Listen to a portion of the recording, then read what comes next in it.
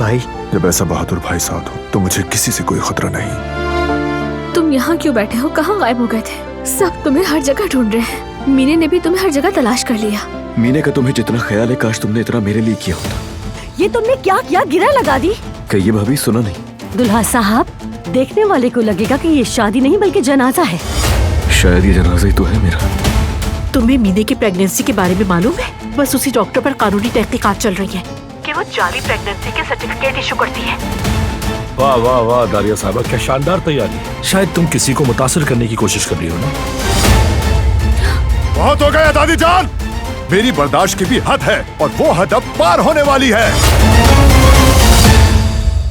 वो कहानियां अधूरी जो न हो सकेगी पूरी, उन्हें मैं भी क्यों सुनाऊं, उन्हें तुम भी क्यों